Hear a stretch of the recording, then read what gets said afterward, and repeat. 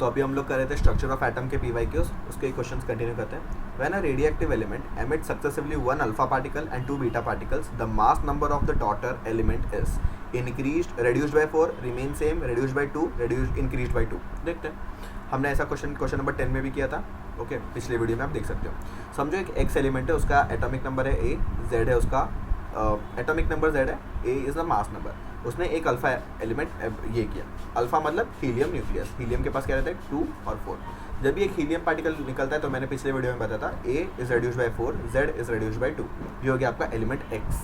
Okay, अभी इसने 2 beta particles emit किए. कुछ नहीं बोला है तो बीटा 1 होता है. ओके, अगर कुछ बोला रहेगा तो बीटा नेगेटिव, तो हम लोग बीटा नेगेटिव 1 लेंगे. बट कुछ नहीं बोला तो बीटा पॉजिटिव 1 लेना है. तो समझो a minus 4, Z minus 2 is the element. It is undergoing 2 beta plus 1 आपका ये जा रहा है. ओके, तो यहाँ पे क्या हो जाएगा, इसमें तो आपका 0 रहता है मास, तो ये तो कुछ चेंज होगा ही नहीं एक्स का. बट आपका जो ये रहेगा z माइनस 2, ये क्या हो जाएगा, क्योंकि प्लस 2 है. देखो z माइनस 2, क्योंकि इसकी वजह से प्लस 2 हो जाएगा, should be equal to this x. Okay, ये प्लस 2 माइनस 2 हो जाएगा, z would be equal to z हो जाएगा आपका वापस नॉर्मल z आ जाएगा. ओके, तो यहाँ पे क्या हो जाएगा, यहाँ पे तो z माइनस 2 हो जाएगा. तो यहाँ पे क्या था, हमारा पेरेंट ये था. Okay, after alpha and 2 beta हमारा डॉटर ये हो गया. ओके, तो इसमें क्या चेंज हो गया, a से a माइनस 4 हो गया, a has converted into a minus 4 and z has remained the same. तो क्या बोला था इन लोग ने बोला the mass number of the element is reduced by 4. अगर हम लोग को एटॉमिक नंबर पूछा, it remains the same. Atomic same क्या रहेगा, atomic number would remain same. तो 12 का हो जाएगा option number A. Next question क्या बोल रहे हैं यहाँ पे. हाँ, number of neutrons in a parent nucleus x which gives this nucleus after 2 successive beta emission would be nucleons. Number of nucleons नहीं, न्यूट्रॉन्स पूछा, सिर्फ न्यूट्रॉन्स का. ओके, तो न्यूट्रॉन्स क्या हो जाता है, a माइनस जेड होता है क्या ये. ठीक है, तो इसने क्या बोला है, पेरेंट x था, उसने क्या दिया है 2 बीटा एमिशन दिया, मतलब 2 बीटा प्लस 1 दे दिया. यहाँ पे 2 को आप ऊपर पावर में मत समझो, 2 यहाँ पे है आपका 2 इज ओवर ईयर और बीटा माइनस 1, ऐसे 2 स्पीशीज़ है. बीटा प्लस 1 2 स्पीशीज़ देने के बाद उसको बनाया 14, 7 और n. देखो ये जितना है ये भी उतना ही आएगा, क्योंकि बीटा में ऊपर वाला टर्म तो 0 रहता है. बट ये क्या आ जाएगा, z plus 2 should be equal to this 7. z plus 2 होना चाहिए पूरा 7, क्योंकि 2 है तो 2 प्लस हो जाएगा. तो z क्या आ जाएगा 5, तो यहाँ पे आ जाएगा 5. तो आपका न्यूट्रॉन्स क्या हो जाएगा, a minus Z 14 minus 5, it would be 9. Option number again A would be the correct answer for 13th. Now ये रिएक्शन दिया आपको, fission product plus neutron is this much joule. The energy released when 1 gram of this is finally under 1 gram of uranium finally undergoes fission is.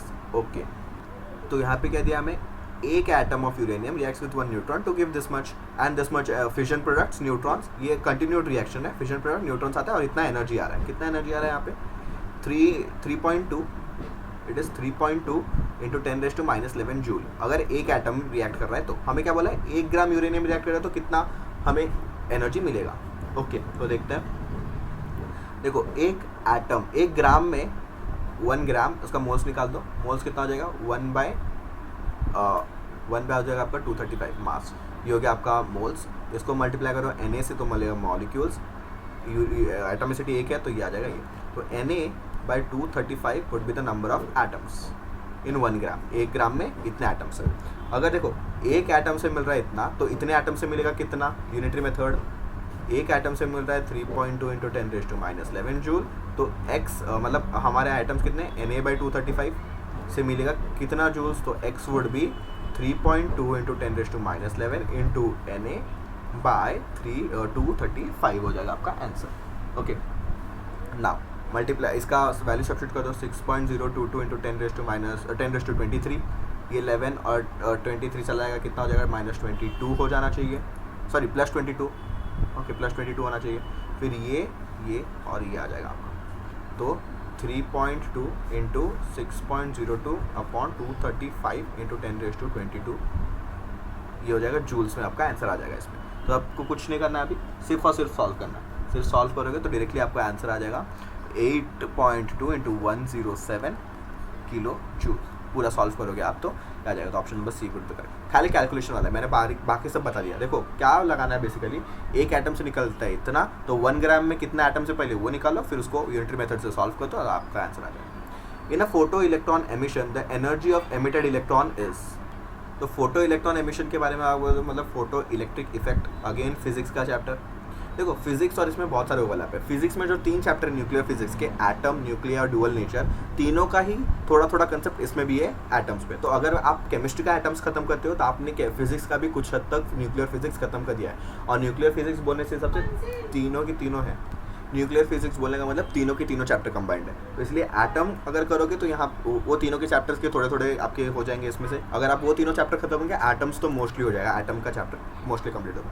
तो photo electric effect का क्या बोला है इन लोगों ने, the kinetic energy, the energy मतलब kinetic energy emitted in the photo electric emission, the energy of emitted electronics, जो इलेक्ट्रॉन निकलते हैं उनके पास जो एनर्जी रहता है that is purely kinetic energy. तो वो क्या रहता है, greater than the incident photon, same as the incident photon, smaller than the incident photon, proportional to intensity of the light। देखो जो आपका काइनेटिक एनर्जी है, काइनेटिक एनर्जी का फॉर्मूला क्या है for Einstein equation, H new minus H new not. H new क्या है, incident photon का एनर्जी, इंसिडेंट फोटोन का एनर्जी, ओके। और एच न्यू नॉट क्या है, work function, energy for work function, मतलब वर्क फंक्शन मतलब जो बैरियर पोटेंशियल उसको चाहिए था। तो kinetic energy is always less than, क्योंकि वर्क फंक्शन माइनस होगा ही हमेशा, क्योंकि यहाँ पे मैंने देखो माइनस साइन लिखा है तो वर्क फंक्शन हमेशा माइनस होगा, तो it is always smaller than the incident photon. तो option number C would be the correct answer. The electron was experimentally, wait क्या लिखा है यहाँ पे, वो हमें साफ करना पड़ेगा थोड़ा सा। क्वेश्चन क्या बोल रहा है, the electron was shown experimentally to have a wave property by, electron का वेव प्रॉपर्टी, किसका भी वेव प्रॉपर्टी, कोई भी मैटर का वेव प्रॉपर्टी किसने निकाला, डेविसन और ग्रेमर। डी ब्रॉगली ने तो उसका ये दिया, हाइपोथेसिस दिया, ब्रॉगलीज हाइपोथेसिस वो सब दिया, बट डेविसन एंड ग्रेमर ने पहले बोला कि इलेक्ट्रॉन का वेव नेचर इसने एक्सपेरिमेंटली प्रूव किया था, okay. Which of the following is never true for a cathode ray, they possess kinetic energy, they have electromagnetic wave, they are electromagnetic wave, produce heat, they produces mechanical pressure. देखो they possess kinetic energy ये पता है हमें, produce heat ये भी पता है, और मैकेनिकल एनर्जी मैकेनिकल प्रेशर भी करते हैं। They are not electromagnetic waves, क्योंकि कैथोड रेस, कैथोड से जो निकलेंगे रेस वो इलेक्ट्रॉन होंगे। कैथोड से क्या निकलता है, आपके इलेक्ट्रॉन्स, वेट, कैथोड से आपके इलेक्ट्रॉन्स नहीं निकलेंगे, एनोड से इलेक्ट्रॉन निकलते हैं ना। तो एनोड, कैथोड रे मतलब आपके पॉजिटिव वाले न्यूक्लियस वाले पार्ट्स निकल रहे हैं क्या, न्यूक्लियस वाले, तो they are not electromagnetic, they positive है तो डिफ्लेक्ट होंगे, ओके। क्योंकि हमें पता है कि हम लोग एक्सपेरिमेंट के बाजू में इलेक्ट्रिक फील्ड और मैग्नेटिक फील्ड लगाते हैं तो इसमें डिफ्लेक्ट होगा, तो ये इलेक्ट्रोमैग्नेटिक वेव डिफ्लेक्ट नहीं होगा, बट इसमें ये डिफ्लेक्ट होगा, तो ये इलेक्ट्रोमैग्नेटिक वेव नहीं है। तो option number B would be the correct answer.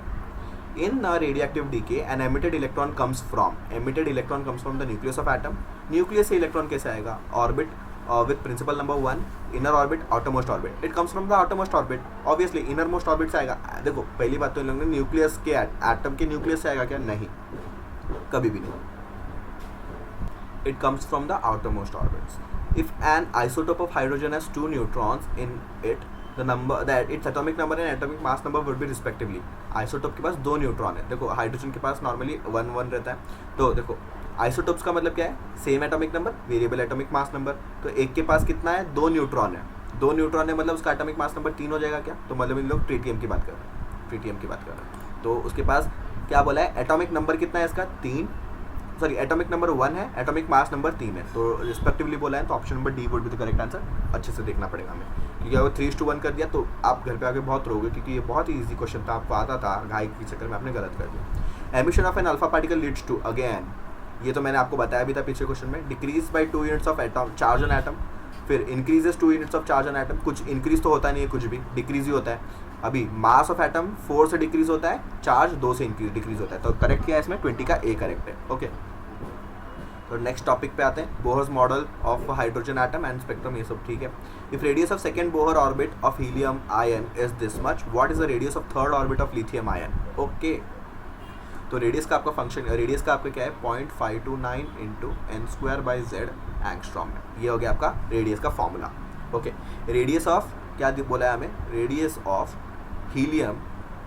Helium ion कितना है, 5.29 इंटू n क्या है हीलियम का, हीलियम का ये नंबर क्या है, ये आपका orbit number, second radius of बोला है, radius of second Bohr orbit of helium, second Bohr orbit मतलब 2 का स्क्वायर, z क्या है आपका, हीलियम का z है 4 है क्या, नहीं 2 है, ये आ गया एंगस्ट्रॉम। इसका हमें क्या दिया है आपको, इसका हमें दिया है वैल्यू 105.8 पिकोमीटर। अभी हम बोल रहे हैं रेडियस ऑफ लिथियम क्या हो जाएगा 0.529 इंटू जेड क्या हो जाएगा लिथियम का 3 का स्क्वायर, और इसका कितना बोला है, कौन सा orbit, third orbit of lithium बोला है, थर्ड आ जाएगा।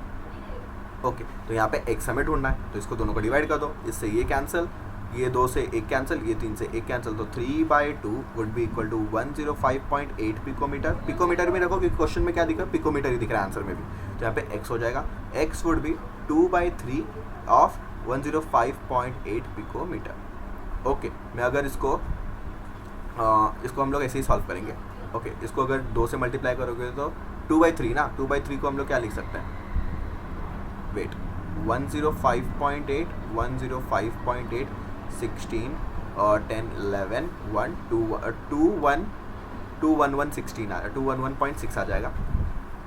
ओके, गलत हो गया मैं, 105, हाँ 105.6 ये 8 ना, 8 हो जाएगा 16, ये हो जाएगा 10 11, ये हो जाएगा 1 211.6 पिकोमीटर। ओके, ये हो गया आपका पिकोमीटर में आंसर, बट इसको आपको डिवाइड बाई 3 भी करना है, नहीं क्या, तो 211.6/3, तो ये क्या होगा, 2 आपका हो जाएगा 7 ज़ात, तो आपको कुछ ऐसा दिख रहा है क्या 7 वाला आंसर। वेट अ मिनट, हम लोग ने कुछ गलती किया क्या, हम लोग ने क्या गलत कर दिया, देखो यहाँ पे 2/105.8 और यहाँ पे 3/x था ना, तो हम लोग ने 3/2 ले लिया, तो अगर 2/3 इज इक्वल टू 105.8/x, तो x आ जाएगा 3/2 आ जाएगा 105.8, तो इसको सॉल्व करेगा तो आपको 158.7 पिकोमीटर आ जाएगा। ओके, तो option number 158.7, option number D would be correct. Which of the following series of transition in the spectrum of hydrogen falls in the visible range? visible range में आपका क्या पड़ता है, बाल्मर। अगर आपको प्रिसाइजली पूछा है तो बाल्मर के पहले के 3 सीरीज, आपके पहले के फर्स्ट 3 सीरीज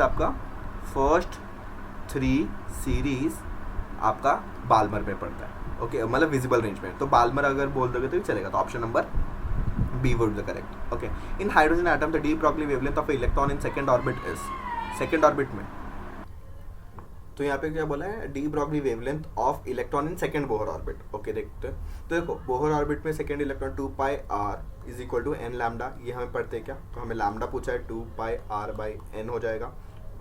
ओके, तो ये डायरेक्टली हम लोग फॉर्मूला लगा सकते हैं क्या ये, तो अभी हमें क्या बोला गया है यहाँ पे, हाइड्रोजन का n क्या होता है, n यहाँ पे क्या बोला है, सेकेंड ऑर्बिट ना, तो n हो जाएगा 2π/2, यहाँ पे r क्या हो जाएगा, देखो रेडियस का फॉर्मूला कितना है, 529 इंटू n²/z, तो यहाँ पे वही लिख दो 0.529, n² मतलब सेकेंड ऑर्बिट का स्क्वायर और z 1 हो जाएगा, तो इसका 10 से 10 कैंसिल हो जाएगा, 2π into 4529 into 2।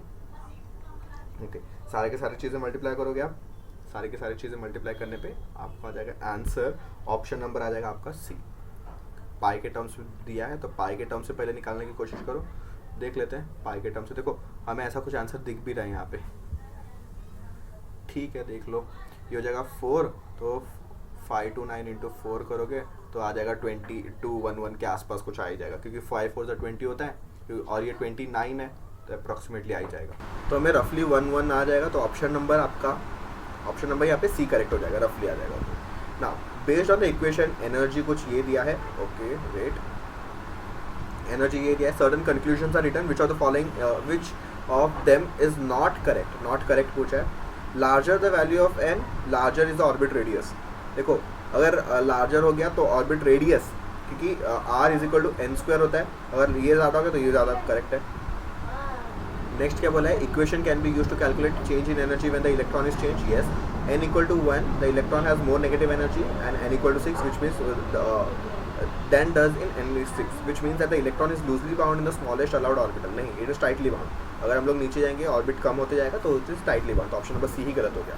The negative sign in the equation simply means that the energy of the electron bound as nuclear is lower than it would be if the electrons were at infinite distance। Obviously infinite पे 0 होगा, बाहर आएंगे तो negative होगा, तो negative sign indicate करता है कि it is bound to the electron nucleus।